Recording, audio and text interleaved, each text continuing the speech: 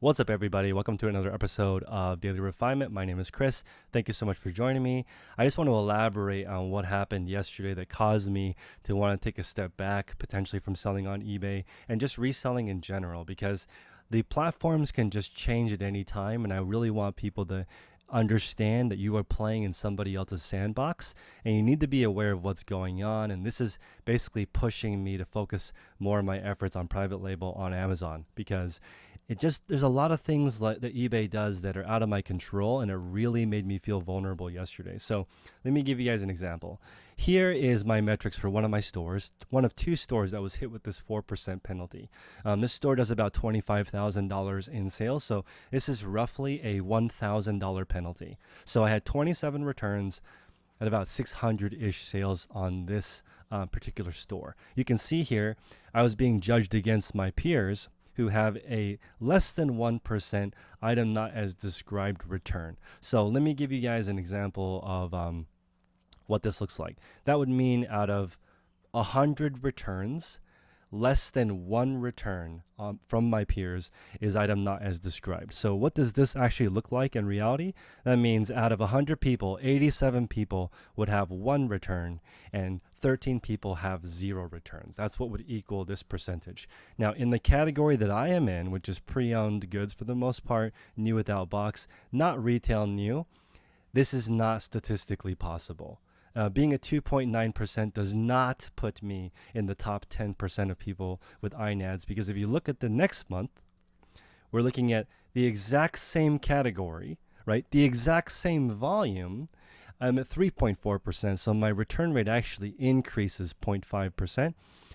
Yet I am in the average, which would make sense to me because in the category that I am in, my peers, out of 100 returns, 4 of them being item not as described, in my opinion, is still considered very good. It's a very challenging category. I charge for shipping. So if I'm being compared against my peers, we're talking about only 4 people out of 100 marking it item not as described to avoid paying return shipping is extremely common, to the point where I have written that into my business plan. I already know people are going to open an item not as described case to avoid paying return shipping. Totally fine. That's the cost of doing business.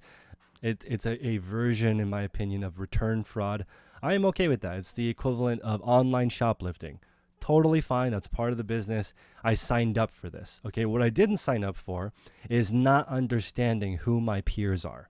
Okay. So 1 month, I'm totally fine and I'm average and my return rate's actually higher. But this time, I'm actually being penalized 4%. So let me give you guys an idea of the magnitude of this fee. eBay does 10 billion in sales.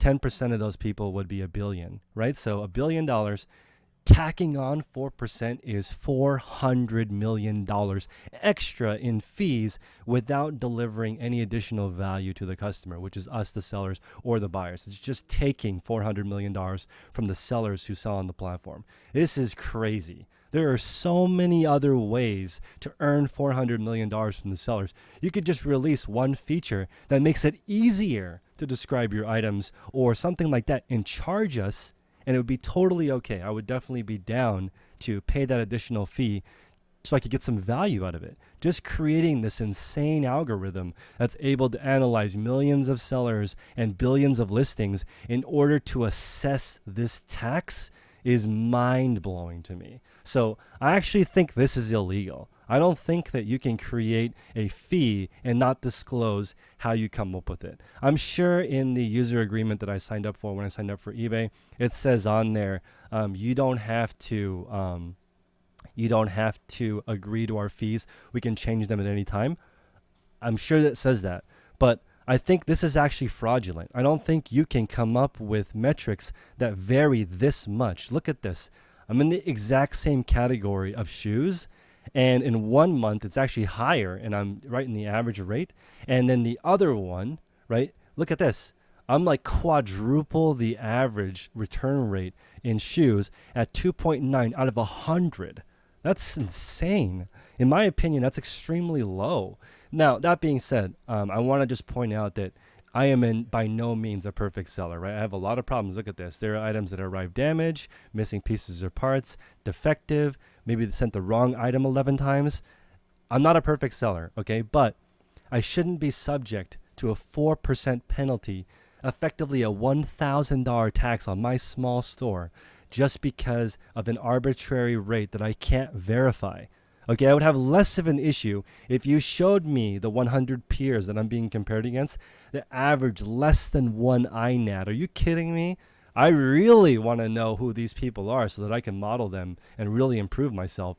It's just madness, guys. So hope everyone's having a great day. I just wanted to point this out because a lot of people ask me what got me so spooked, and this is what spooked me. This makes me want to do private label. This makes me want to create my own products on my own platform so I'm not subject to rules just randomly changing. I did not build this 4% penalty into my business plan, right? So now I've got to scramble and figure out ways to basically game the system, right? I've got to now sell tons of items at 0% return possibility in order to offset this. And I feel really, really, really bad for the sellers in the future that get compared to me because I have an artificially low return rate. I mean, this is crazy. Imagine the resources required to create this insane service metric. Like, we're asking, hey, can we access custom SKU on the app so it can help us list? No. We're going to spend millions of dollars creating this service metric tax penalty thing. So it's crazy to me, guys. Normally I'm super positive, but man, this has got me spooked, and it's making me definitely take a step back. If I end up losing my eBay account over this, I'm glad that it's less than 50% of my profit at this point, and I'm okay losing my eBay account over this if they decide to come after me for this. But guys, I'm spooked. This is insane.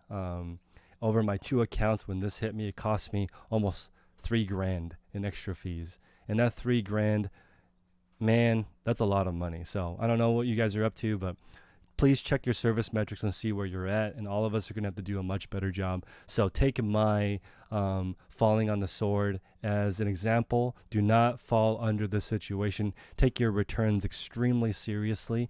And just remember, they can change the metrics whenever they want. And you are stuck with the bill. Take care, guys.